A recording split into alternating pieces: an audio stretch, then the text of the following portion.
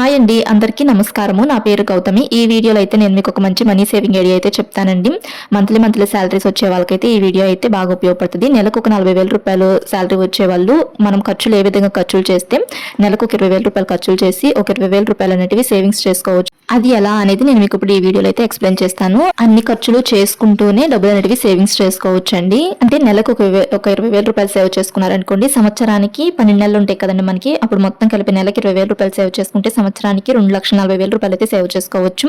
అది ఎలా అనేది నేను మీకు ఈ వీడియోలో ఎక్స్ప్లెయిన్ చేస్తాను. ఇప్పుడు మనకి నెలకి 40,000 రూపాయల శాలరీ వచ్చినా కానీ మనకి నెలకి 20,000 రూపాయల శాలరీ వస్తున్నట్లే మనము ఒక 20,000 రూపాయల అకౌంట్ లోనే ఉంచేసేసుకొని 20,000 రూపాయలే మనం ఇంటికి తీసుకొచ్చుకొని వాటితోనే ఖర్చులు చేయాలి. వాటిలోనే వేటికి ఎంత ఖర్చు చేయాలనేది నేను మీకు ఇప్పుడు ఈ వీడియోలో అయితే ఎక్స్ప్లెయిన్ చేస్తాను. మనకు డబ్బులు సంపాదిస్తున్నప్పుడే సేవింగ్స్ కూడా ఉండాలండి. డబ్బులు సంపాదన లేనప్పుడు మనం సేవింగ్స్ ఏమి చేయలేం కదా. డబ్బులు సంపాదిస్తున్నప్పుడే సేవింగ్స్ కూడా చేయాలి. ఖర్చులు చేస్తే సేవింగ్స్ అనేవి చేయొచ్చు. ఛానల్ ను సబ్స్క్రైబ్ చేసుకోండి. Thanks for watching.